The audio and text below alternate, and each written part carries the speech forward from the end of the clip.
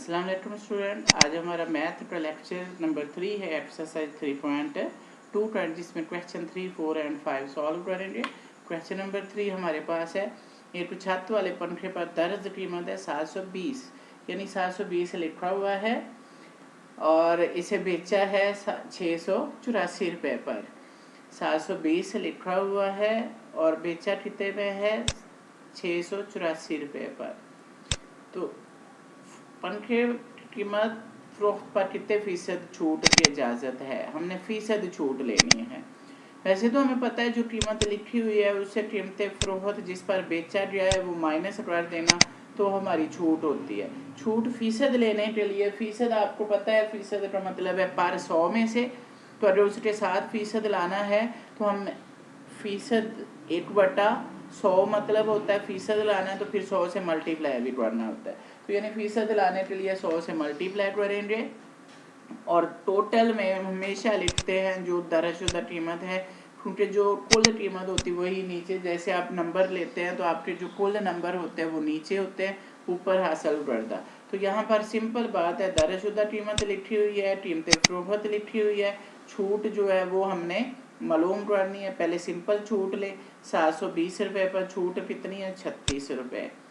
1 रुपये पर छूट किस तरह से कम होगी, इसलिए 720 इधर आके डिवाइड हो गया। 100 रुपये पर छूट मतलब ये कि फीसद छूट ये होगी फिर, तो 100 रुपये पर छूट कितनी होगी 36/20 और ज़रा 100 से दे देंगे तो वो 5%। फीसद कहाँ से आ गया, ये 5 है, 5 क्योंकि 100 में से है तो यही 100 का मतलब क्या होता है फीसद, तो इसको फीसद छूट भी कह सकते। दूसरा तरीका यह है कि आप ये वाले स्टेप करें ही ना, ये वाला लिखे ही ना, ये भी 5 नहीं लिख रहा, सिंपल यहाँ से 36 रुपये हो गई, तो आप यहाँ लिखे 100 रुपये पर छूट नहीं लिखनी, 100 रुपये पर नहीं, ये काट दें, यहाँ लिखें छूट और आगे लिख लें फीसद, छूट फीसद। कैसे आएगी छूट फीसद, 36/720। 720 कौन सी दरअसल कीमत, 36 कौन सी जो छूट आई थी, 100 कहाँ से आया फीसद में लाने के लिए, तो क्योंकि 100 अपने पास से ले लिया तो 1/100, फीसद का मतलब क्या होता है 1/100, वो भी अपने पास से यहाँ लेना लाजमी, अगर नहीं लेंगे तो गलती होगी। फिर 100 भी अपने पास से लिया और 1/100 भी अपने पास से लिया। अब इन्हें डिवाइड कर दें, 36 को 36 को 36 2 आर 20, ये 0 बचा 7, वैसे ही ये 0 0 से कैंसिल, 2 1 आर 2 एंड 2 5 आर 10, तो ऊपर क्या आ गया हमारे पास 5 और साथ में क्या बचा फीसद, तो 5%, ये आपकी छूट है। क्वेश्चन नंबर 4 इसी तरह से, कपड़े धोने वाली मशीन पर जो कीमत लिखी हुई है वो है 3640 रुपये और बेचा उसे कितना है 3367 रुपये में। तो मशीन की कीमत फरोख्त पर छूट फीसद, सेम उसी तरह से दरअसल कीमत लिखी, कीमत खरीद लिखी, छूट जो है वो किस तरह से आएगी 3640 रुपये पर छूट कैसे आएगी, 3640 से जिस पर बेच दी वो निकाल दिया 273, ये हमने नहीं करना है। यहाँ 100 रुपये पर छूट नहीं लिखना, हमने लिखना छूट फीसद, छूट फीसद।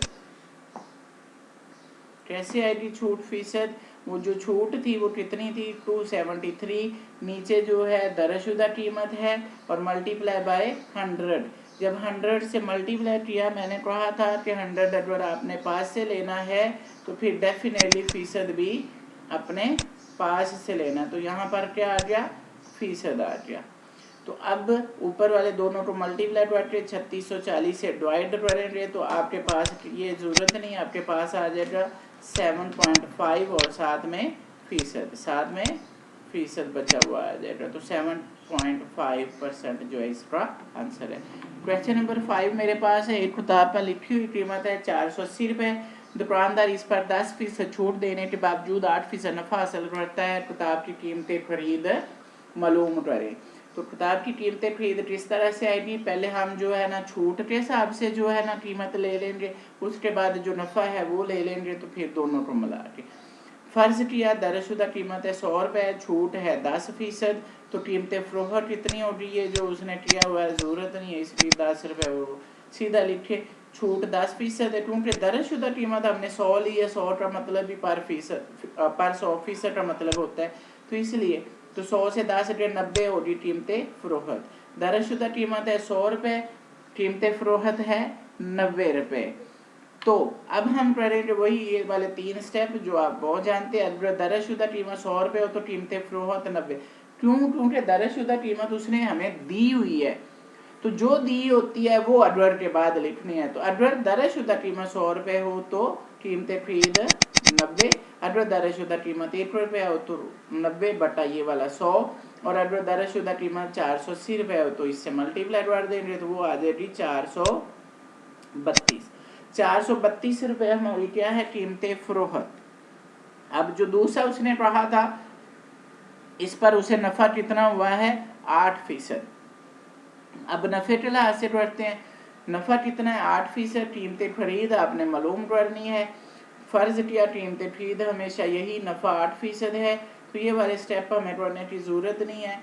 कीमत फरोख्त कितनी होगी, कीमत फरोख्त के लिए डेफिनेटली क्या होगा, नफा है तो वो उसमें प्लस हो जाएगा, ये हमने नहीं करना, ये हमने नहीं करना।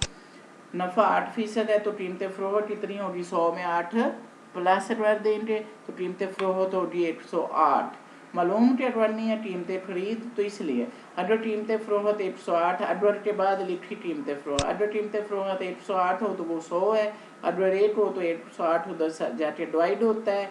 तो अडवर कीमत फरोख्त 432 रुपये हो तो कीमत खरीद कितनी होगी, ये 432 हमने खुद निकाला हुआ है जिसमें छूट दे के आई थी, तो इसीलिए अब जो हमारा आंसर आएगा वही आंसर रहेगा, उसमें प्लस करने की ज़रूरत नहीं है। तो ये 432 उधर जाके क्या करेगा मल्टीप्लाई हो जाएगा, 100 को 432 से मल्टीप्लाई करके डिवाइड करें 108 तो वो आएगी 400 रुपये। तो ये पास किताब की कीमतें खरीद है हमारे पास।